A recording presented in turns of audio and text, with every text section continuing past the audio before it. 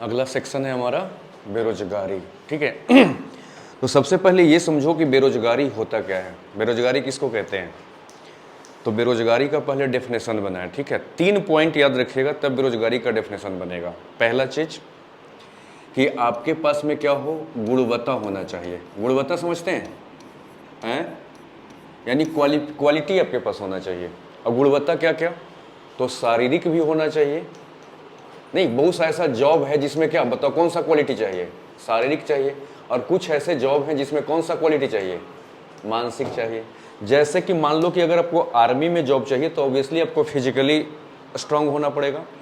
और अगर आपको टीचर, प्रोफेसर का और डॉक्टर का नौकरी चाहिए तो बेशक से फिजिकली ना रहो, क्योंकि उसके लिए रिक्वायर्ड भी ये नहीं है, लेकिन कम से कम मेंटली तो आपको स्ट्रांग होना ही चाहिए।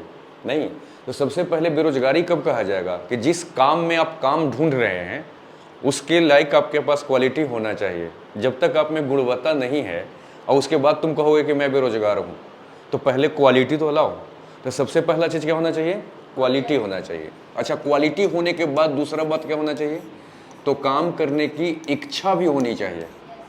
बहुत सा ऐसा आदमी है जो पढ़ लिख करके खूब क्वालिटी ले लिया है लेकिन दिन भर घर में सोया हुआ है, और उसके बाद चाय पीते हुए क्या कहेगा कि देश में बेरोजगारी है। नहीं, जबकि उसको खुद काम करने का इच्छा नहीं है। ये तो जानबूझ करके वो बैठा हुआ है ना। तो गुणवत्ता होना चाहिए, उसके साथ काम करने की इच्छा होनी चाहिए। और तीसरा बात, कुछ लोग ऐसे भी मिलेंगे जिसके पास गुणवत्ता तो होता है, काम करने का इच्छा भी होता है, लेकिन वो बाहर जाके काम ढूंढते नहीं है। उनको लगता है जैसे घर से कोई बुलाने आए।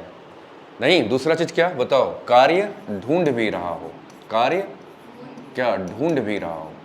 नहीं, इसके बाद भी अगर उसको कोई कार्य प्राप्त नहीं हो रहा तब इसी को हम क्या कहेंगे, बेरोजगारी। ठीक है, बेरोजगारी कब कहोगे, आपको बेरोजगारी के ऊपर उंगली उठाने का हक कब है, जब आप ये तीनों चीजों को पूरा करते हो। नहीं, आप में क्वालिटी भी हो, आप काम करने की इच्छा भी रखते हैं और आप काम ढूंढ भी रहे हैं। इसके बाद काम न मिले तब कहा जाएगा बेरोजगारी। नहीं, जैसे कि कई बार आप देखें कि आजकल ना, आज के टाइम में देखोगे कि कुछ लोग ऐसे हैं जो बिल्कुल भी न काम ढूंढ रहे हैं न काम करने की इच्छा है, सिर्फ चिल्ला रहे हैं कि देश में रोजगार नहीं है, देश में रोजगार नहीं है, देश में रोजगार नहीं है। तो उनको बेरोजगार कहोगे कि उनको बदमाश कहोगे, वो बदमाशी कर रहे हैं, बेरोजगारी है नहीं। तो बेरोजगारी तब कहेंगे जब ये तीनों चीज पालन होता हो। समझ रहे हैं। तो अगर आपसे मैं बेरोजगारी का परिभाषा पूछूंगा तो क्या कहोगे, अच्छा बेरोजगारी सिर्फ आर्थिक समस्या है कि सामाजिक समस्या भी है ना। इसका मतलब क्या कहेंगे, ये आर्थिक और बोलो सामाजिक दोनों समस्या है। कैसे, क्योंकि जरा सा सोच के देखो कि जब बेरोजगारी होगी तो खाली मन शैतान का डेरा। इंसान के पास जब काम नहीं होगा तो कुछ न कुछ उठपटांग तो करेगा जिसका असर समाज पर पड़ेगा। इसलिए लोगों को मेंटली किसी न किसी काम में बिजी होना चाहिए। तो अगर व्यक्ति बेरोजगार है तो पैसे से तो तंगी रहेगा ही, मतलब आर्थिक समस्या तो रहेगा ही रहेगा, और वो समाज के लिए भी क्या करेगा बताओ, दुखदायी हो जाएगा, समाज को भी पीड़ा पहुंचाएगा क्योंकि इसके पास काम है नहीं। तो अब बेरोजगारी का परिभाषा पूछा जाएगा तो कैसे लिखोगे, लिखोगे कि बेरोजगारी एक आर्थिक और सामाजिक समस्या है जिसके अंतर्गत व्यक्ति के पास नहीं क्या अनिवार्य योग्यता, मानसिक एवं शारीरिक के साथ साथ व्यक्ति काम करने को इच्छुक भी हो तथा वह काम के तलाश में भी निरंतर लगा हो। इसके बाद भी व्यक्ति को यदि कार्य प्राप्त न हो रहा हो तब उसे हम बेरोजगारी कहेंगे। नहीं समझे, तब बेरोजगारी कहेंगे। समझ रहे, बेरोजगारी जो होता है वो कितने तरह का होता है ये देखिएगा। तो बेरोजगारी को हम 2 आधारों पर बांटते हैं। ठीक है, एक है सामान्य स्थिति में, सामान्य समझते हैं जनरल कंडीशन में। नहीं, सामान्य स्थिति में बेरोजगारी 2 तरह का होता है, एक होता है ऐच्छिक और दूसरा क्या बोलो, अनैच्छिक।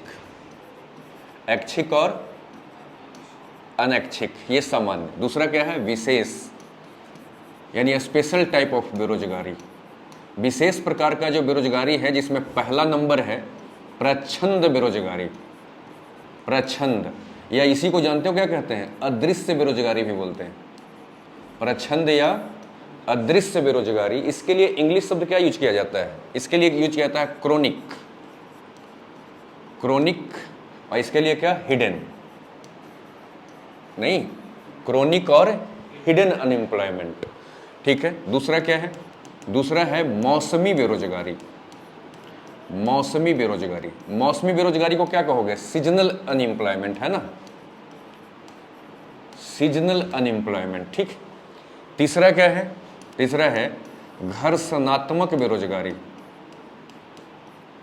घर्षणात्मक बेरोजगारी, ठीक। घर्षणात्मक बेरोजगारी के लिए क्या यूज करते हैं? फ्रिक्शनल, ठीक है, फ्रिक्शनल अनएम्प्लॉयमेंट, ठीक है। चौथा क्या है? संरचनात्मक बेरोजगारी। संरचनात्मक बेरोजगारी, इसको आप क्या कहोगे? स्ट्रक्चरल अनएम्प्लॉयमेंट, है ना, स्ट्रक्चरल अनएम्प्लॉयमेंट। छठा, पांचवा क्या है? चक्रीय बेरोजगारी। चक्रीय बेरोजगारी के लिए क्या यूज करेंगे? साइक्लिक अनएम्प्लॉयमेंट, है ना। और छठा जो है वो है अल्प रोजगार। क्या? अल्प, क्या? अल्प रोजगार, ठीक। ये बेरोजगारी के अंदर में विशेष टाइप में कितने तरह का? 6 तरह का, और सामान्य में 2 तरह का। ऐच्छिक बेरोजगारी किसको कहेंगे? जब व्यक्ति के अंदर में गुणवत्ता भी हो, काम करने की योग्यता भी हो, और उसको काम मिल भी रहा हो, नहीं फिर भी वो व्यक्ति काम नहीं कर रहा हो, तो व्यक्ति इच्छा से बेरोजगार है कि सरकार का मारा हुआ बेरोजगार है? तो ऐसे बेरोजगार को क्या कहेंगे? ऐच्छिक बेरोजगार। आपको बहुत लोग ऐसे मिलेंगे जो ऐसे बैठे हुए हैं, नहीं उनकी आदत खराब हो गई है, वो काम करना नहीं चाहते। तो अगर ऐच्छिक बेरोजगारी की परिभाषा पूछा जाएगा तो क्या कहोगे? वैसी बेरोजगारी जिसके अंदर व्यक्ति योग्य भी है, नहीं उसको कार्य प्राप्त भी हो रहा है, फिर भी वो व्यक्ति कार्य नहीं कर रहा हो, तो ऐसे बेरोजगारी को हम ऐच्छिक बेरोजगारी कहेंगे। ऐच्छिक बेरोजगारी जनरली कहाँ पाया जाएगा? विकसित देशों में कि विकासशील देशों में? विकसित देशों में। क्यों? क्योंकि उसके पास सब कुछ है। तो जब बहुत लोगों के पास देखोगे कि खाने पीने की कोई समस्या नहीं है, तो व्यक्ति काम करना नहीं चाहता। बहुत से ऐसे लोग मिलेंगे, और बहुत से ऐसे लोग हैं कि विकास कर रहे हैं फिर भी वो काम में लगे हुए हैं। तो ऐसे भी लोग हैं जिनके पास लाखों करोड़ रुपए है, फिर भी वो दिन भर मेहनत कर रहे हैं। और बहुत से ऐसे लोग हैं कि थोड़ा सा जुगाड़ हो गया तो उनको लगता है कि अब हमें क्या जरूरत है। नहीं, अपने ही क्लास में भी 1-2 बच्चे ऐसे हैं, उनको लगता है कि बस नहीं भी होगा तो कोई दिक्कत नहीं, पापा का लाख रुपए आ रहा है। तो ऐसे लोगों को क्या कहोगे? किस बेरोजगार में रखोगे? ऐच्छिक बेरोजगार में। अगला क्या है? अनैच्छिक बेरोजगार किसको कहेंगे? जब व्यक्ति को काम करने की इच्छा भी हो, काम करना तलाश भी कर रहा है, योग्यता भी है, नहीं और फिर भी वो बेरोजगार है क्योंकि उसको काम ही नहीं मिल रहा। तो वो इच्छा से बेरोजगार है कि उसको काम मिल नहीं रहा, तो इसको क्या कहेंगे? अनैच्छिक बेरोजगारी। नहीं, अनैच्छिक बेरोजगारी। अनैच्छिक बेरोजगारी कहने का मतलब प्रचलन जो मजदूरी है, प्रचलन समझते हैं, जो मजदूरी चल रहा है आज के डेट में, प्रचलन मजदूरी पर व्यक्ति को काम न मिलना, ना यानी या उससे कम मजदूरी पर भी काम न मिलना, इसको क्या कहोगे? अनैच्छिक बेरोजगारी। जब व्यक्ति अपने इच्छा से काम नहीं कर रहा हो तो ऐच्छिक, और जब व्यक्ति काम करना चाहता हो फिर भी उसको प्राप्त नहीं हो रहा हो तो उसको क्या कहेंगे? अनैच्छिक। तो ये अनैच्छिक बेरोजगारी ज़्यादा कहाँ मिलता है? विकासशील देशों में या अल्प विकसित देशों में? जो देश जो है कम डेवलप किया हुआ है या भी डेवलपिंग कंडीशन में है, तो उस देश के अंदर में व्यक्ति जो बेरोजगार पाया जाता है वो कैसा पाया जाता है? अनैच्छिक। उसको काम करने का इच्छा है फिर भी उसको काम नहीं मिल रहा। तो भारत में कैसा बेरोजगारी पाई जाती है? अनैच्छिक बेरोजगारी। भारत में ऐच्छिक भी पाई जाती है। भारत में 2% बेरोजगारी जो है वो ऐच्छिक पाई जाती है। भारत के अंदर में भी आपको पर 100 आदमी में 2 आदमी ऐसा मिलेगा जो जानबूझ के बेरोजगार बैठा हुआ है। तो 2% लगभग भारत में ऐच्छिक भी है, लेकिन 98% जो बेरोजगार हैं वो कैसे हैं? अनैच्छिक हैं, जिनको काम नहीं मिल रहा। तो ये सामान्य स्थिति में तो बेरोजगारी कितने तरह का? ये 2 तरीके का है। लगता है आप लोग नहीं समझे। अगला क्या है आपका? अगला है प्रच्छंद या अदृश्य बेरोजगारी। तो प्रच्छंद या अदृश्य बेरोजगारी किसको कहते हैं ये समझा जाए। देखिए, प्रच्छंद का मतलब क्या होता है, पहले जैसे कि एग्जाम्पल से समझाऊं तो आपको ज्यादा क्लियर हो जाएगा। ठीक है, जैसे देखो, मान लो कि कोई कंपनी है, पहले एग्जाम्पल को समझो तब इसका अर्थ समझ में आ जाएगा। मान लो कि कोई कंपनी है, इस कंपनी में मान लीजिए, पकड़ के चलिए कि 100 वर्कर जो हैं वो काम कर रहे हैं। ठीक है, इस कंपनी में मान लो छोटी सी कंपनी है जिसमें 100 लोग काम करते हैं। 100 लोग में से काम करने में 2 आदमी ऐसा है जिसको अगर कंपनी अच्छा 100 आदमी मिल करके मान लो X काम कर रहे थे। X काम समझ रहे हो, मतलब इतना काम कर रहे थे 100 आदमी मिलके। इसमें से मान लो कि कंपनी ने 5 आदमी को निकाल दिया, तो कितने बचे? 95। तो देखा गया कि 95 भी जो है वो एक से ही काम कर रहा है। इसका मतलब कि 5 लोग जो ये छुपे हुए थे, दिखाने के लिए तो ये काम कर रहे थे कि हम भी काम में लगे हुए हैं, लेकिन एक्चुअल में ये काम नहीं कर रहे थे। अगर ये काम कर रहे होते तो जो ये उत्पादकता थी, उत्पादकता समझते हो, प्रोडक्टिविटी है ना, वो उत्पादकता क्या हो जाना चाहिए था? घट जाना चाहिए था। व्यक्ति घट गया तो काम का मात्रा भी क्या हो जाना चाहिए? कम हो जाना चाहिए। लेकिन काम का मात्रा 100 में भी उतना ही था, 95 में भी उतना ही था। तो ये व्यक्ति को जिसको निकाला गया, ये व्यक्ति जो है वो कैसा बेरोजगार कहलाएगा? ये प्रच्छन्न बेरोजगारी कहलाएगी। ये इसी को अदृश्य, मतलब कि ये छुपे हुए थे जो 95 के साथ मिल गए थे और देखने में ऐसा लग रहा था कि ये भी काम कर रहे हैं। तो एक बेरोजगारी कैसा है? छुपा हुआ बेरोजगारी, मतलब अदृश्य बेरोजगारी या प्रच्छन्न बेरोजगारी। तो प्रच्छन्न बेरोजगारी किसको कहते हैं? जब किसी भी नहीं, या वैसी बेरोजगारी जिसके अंदर कुछ कामगारों का सीमांत उत्पादकता 0 होती है, मतलब ये कुछ काम नहीं कर रहे होते हैं, नहीं, मार्जिनल जो प्रोडक्शन है वो क्या है? 0 है। इनको काम से बाहर कर देने के बाद प्रोडक्टिविटी पर कोई इफेक्ट, नकारात्मक इफेक्ट नहीं पड़ता है, बल्कि जितना पहले था उतना ही काम हो रहा है। तो ऐसे बेरोजगारी को क्या कहेंगे? प्रच्छन्न या अदृश्य बेरोजगारी। ज़्यादा करके ऐसा देखने को आपको कहाँ मिलेगा? कृषि क्षेत्र में मिलेगा, कि आप देखोगे खेतों में 15 आदमी को अगर लगा दो तो भी उतना ही काम होता है 5 बजे शाम तक, और 10 आदमी को लगा दो तो भी उतना ही काम होता है साथ। नहीं, तो ये लोग क्या करते हैं? तो ये छुपे हुए बेरोजगार लोग हैं, जिनको काम नहीं मिल रहा है तो आ गए हैं इसमें ऐसे अड़ जाने के लिए। नहीं, तो ऐसे बेरोजगार को क्या कहेंगे? प्रच्छन्न या अदृश्य बेरोजगारी मतलब क्रॉनिक अनएम्प्लॉयमेंट या हिडन अनएम्प्लॉयमेंट कहते हैं ऐसे को। क्या ये बात क्लियर है या नहीं समझे? समझ गए? तो बहुत सा ऐसा बेरोजगार मिलेगा जो देखने में ऐसा लगेगा कि रोजगार तो कर रहा है, लेकिन वाकई में वो कोई काम नहीं कर रहा। तो उसको क्या कहेंगे? जैसे खास करके देखना बारात वगैरह में, जागृति जब तुम्हारी बारात आएगी ना, तो उसमें देखना क्या होगा कि बारातियों के स्वागत करने के लिए 25-30 लोग रहेंगे, जिसमें से 10 लोग तो ऐसे हैं जो सच में काम कर रहे हैं, पूड़ी दे रहे हैं, सब्जी दे रहे हैं, मिठाई दे रहे हैं। लेकिन 10 लोग जो हैं वो फालतू का, अरे यहाँ सब्जी दो, यहाँ सब्जी दो, वहाँ दो, वहाँ दो, ये फालतू के 10 लोग उसमें लगे हुए हैं। और देखने में ऐसा लगेगा कि 25 लोग काम कर रहे हैं, लेकिन उसमें से 10-15 लोग जो है ना वो फालतू के खरखा बने हुए हैं, वो कोई काम नहीं कर रहे हैं। अगर उनको निकाल भी दिया जाए तो भी आपको काम कितना दिखाई देगा? बताओ, उतना ही काम दिखाई देगा। और उनको उसमें रख भी लिया जाए तो भी उतना ही काम दिखाई देगा। तो ये 15 लोग जो टॉर्च लेके ऐसे खरखा बन रहे हैं, वो कौन है? बताओ।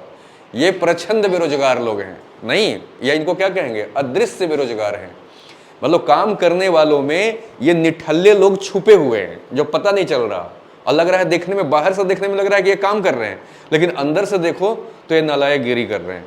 तो ऐसे बेरोजगारी को क्या बोलते हैं? बोलो, प्रच्छन्न बेरोजगारी। लगता है नहीं समझे आप लोग। नेक्स्ट क्या है? मौसमी बेरोजगारी। मौसमी बेरोजगारी जानते हो क्या होता है? जब पूरे वर्ष में नहीं, कुछ माह व्यक्ति को काम मिलता हो, नहीं, और बाकी महीने उसको कोई काम नहीं मिलता हो।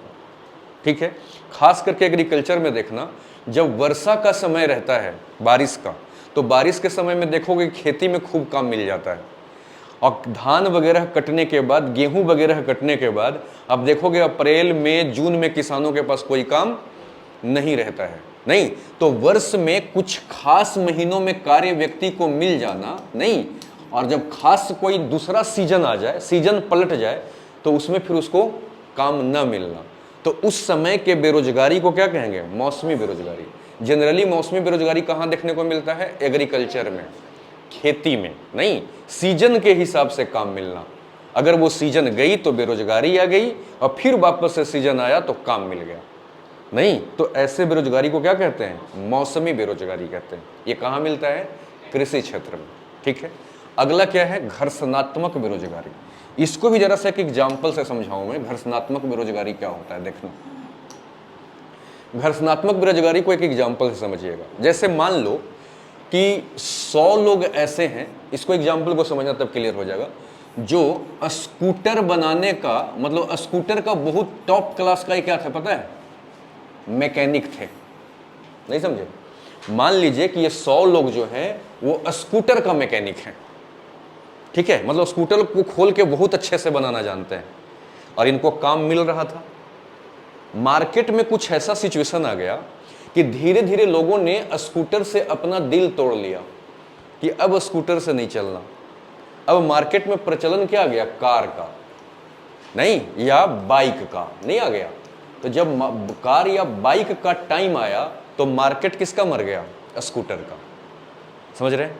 तो ये जो 100 व्यक्ति हैं इनका हाथ से काम छीन गया नहीं, तो इनको तो नौकरी से निकाल दिया स्कूटर का कंपनी। अब इनको तब नया काम मिलेगा जब ये कुछ नया टेक्नोलॉजी को सीख लें।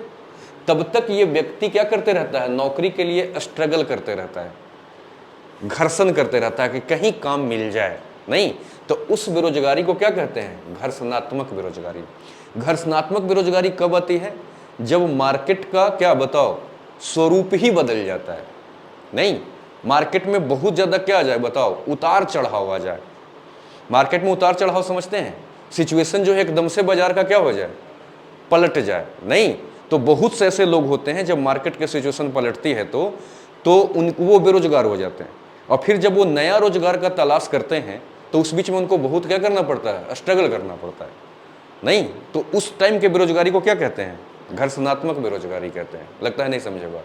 तो घर्षणात्मक बेरोजगारी क्या है, वैसी बेरोजगारी जिसके अंतर्गत नहीं, बाजार के स्वरूप बदलने से व्यक्ति के हाथों से काम छिन जाता है नहीं। जब तक वो नया काम का तलाश नहीं कर लेता तब तक की जो बेरोजगारी है उसको क्या कहते हैं, घर्षणात्मक बेरोजगारी कहते हैं। समझ रहे हैं? अब जैसे इसका सबसे अच्छा उदाहरण एक और देखिएगा। कोरोना से पहले जो टीचिंग होती थी कौन सा बोर्ड पर होता था, ये होता था व्हाइट बोर्ड पर होता था, और टीचर लोग बड़े कंफर्ट थे व्हाइट बोर्ड पढ़ाने में। अब क्या हो गया, आज के डेट में ना रिमोट सिस्टम आ गया नहीं, रिमोट से पढ़ाइए। तो बहुत से ऐसे टीचर हुए जो कंफर्ट नहीं हो पाए ऑनलाइन टीचिंग में, तो उनको बहुत लंबे समय तक काम नहीं मिला। अब वो धीरे धीरे सीखे पहले उस चीज को नहीं, फिर इनको काम मिला। तो एक लंबे समय तक ये क्या हो गए, बेरोजगार हो गए। तो इसको क्या कहोगे, घर्षणात्मक बेरोजगारी। यही है घर्षणात्मक बेरोजगारी। समझ रहे हैं? अरे नहीं समझ रहे हो, ठीक है। अगला क्या है, संरचनात्मक बेरोजगारी। इसको जरा ध्यान से समझिएगा, ये बड़ा खतरनाक मसला है। जैसे मान लो कि भारत का 2 हिस्सा कर लेते हैं, उदाहरण ले लेते हैं। एक है अपना स्थिति किसका बताओ, बिहार का ले लें, बिहार एक स्थिति बिहार ले लो ठीक, और दूसरा स्थिति आप ले लो कहाँ, महाराष्ट्र का। ठीक है, तो आप ये देखेंगे कि यहाँ पर जो है वो कंपनी क्या है बताओ, बिहार के अंदर में कितनी सारी कंपनियां हैं।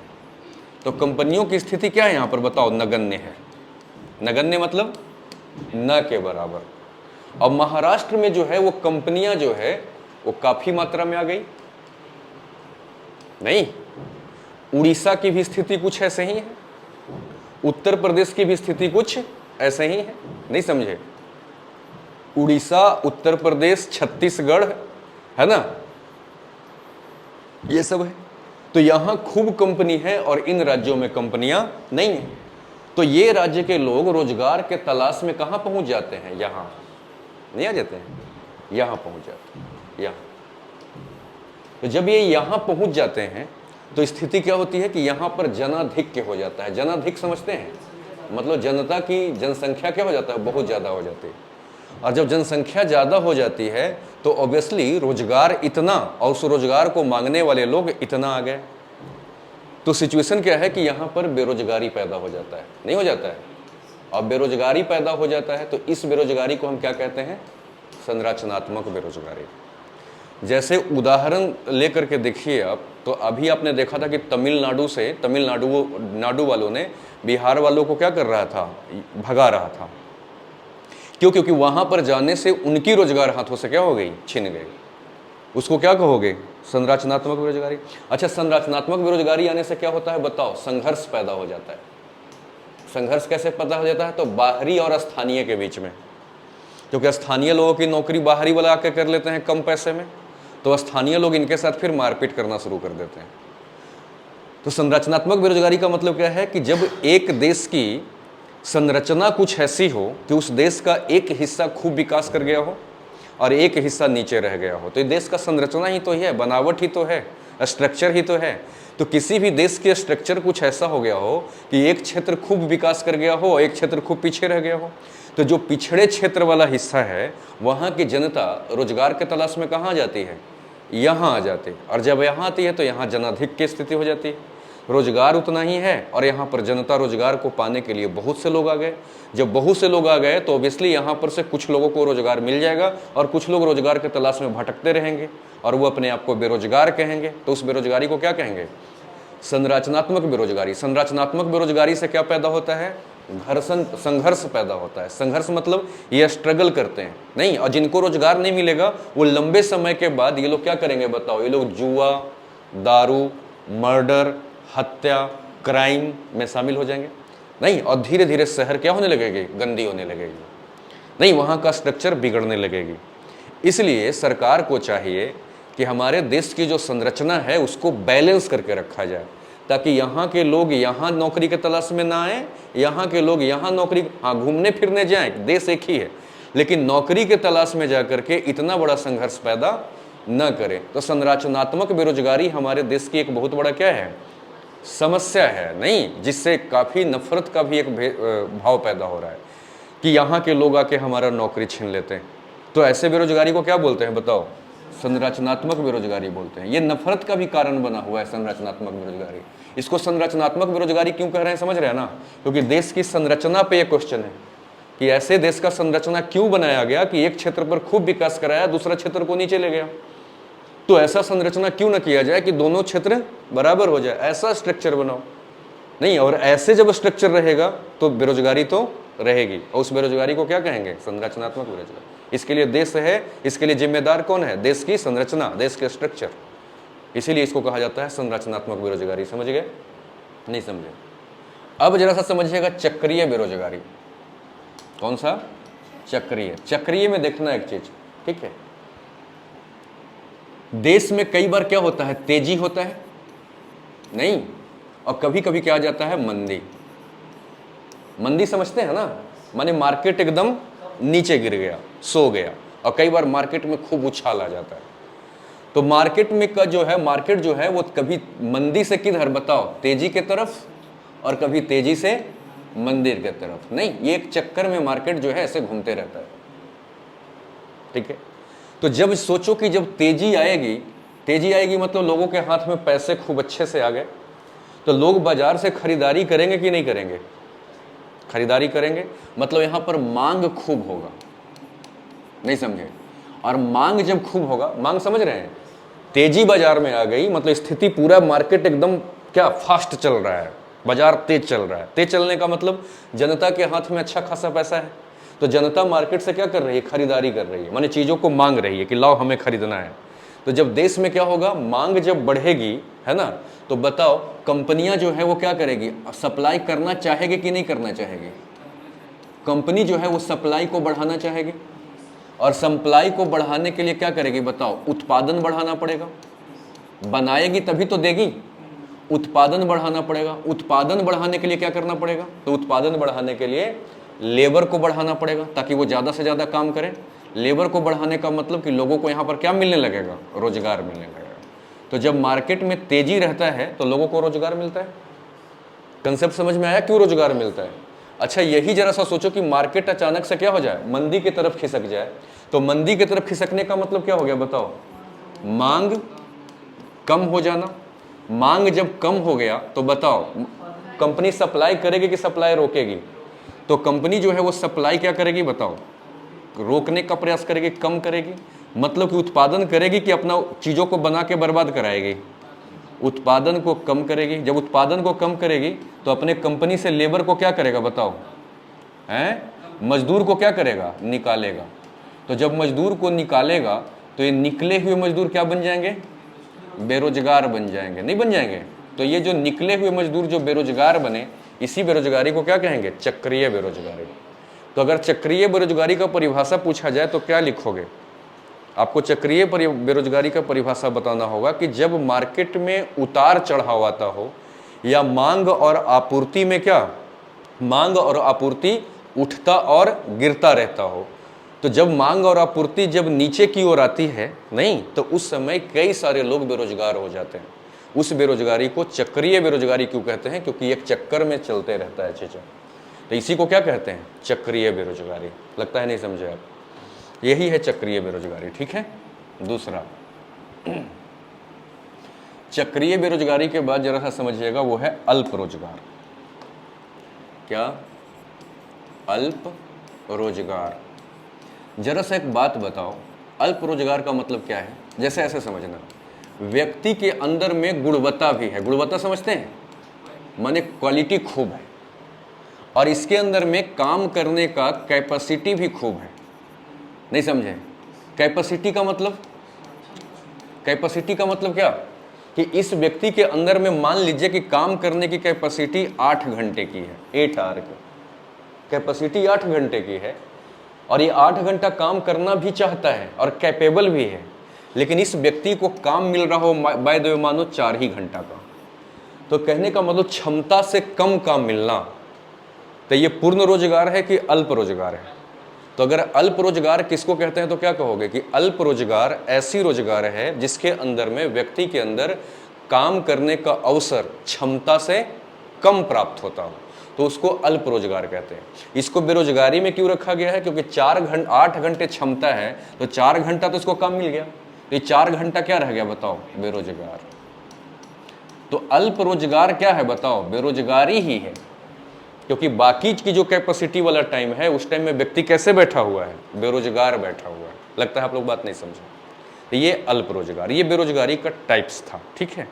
दूसरा चीज और समझिएगा थोड़ा सा, वो है सब्सिडी इसी में। ठीक। अच्छा ऐसा बताओ, व्यक्ति जब रोजगार जब नहीं रहेगा, बेरोजगारी रहेगी, तो हाथ में पैसा नहीं रहेगा, तो व्यक्ति सामान खरीदेगा कि नहीं खरीद पाएगा? नहीं खरीद पाएगा। तो देश की इकोनॉमी सिस्टम कैसे चलेगी? इकोनॉमी सिस्टम तो बर्बाद हो जाएगी देश का। तब देखो सरकार यहाँ से क्या गेम खेलती है। तब यहाँ से सरकार गेम खेलती है किस चीज का? बोलो। सब्सिडी का। नहीं, सब्सिडी इसको क्या कहेंगे? ऐसे सब्सिडी। तो सबसे पहली बात तो सब्सिडी को समझने से पहले आप ये समझिएगा कि सब्सिडी होता क्या है, सो देखिएगा।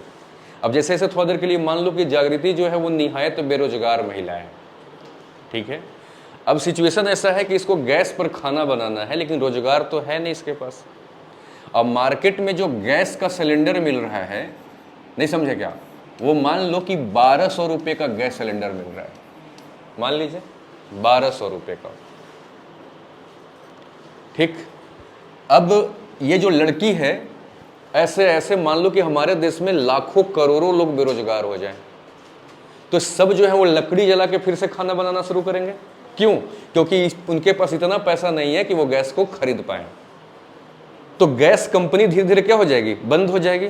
तो सरकार चाहती है कि जनता जो है वो बीमार भी ना हो और कंपनी भी चलता रहे, हमारी इकोनॉमी सिस्टम चलती रहे। तो सरकार क्या कहती है? किसको? बेरोजगार, हम लोग जैसे गरीबों को क्या कहती है सरकार पता है?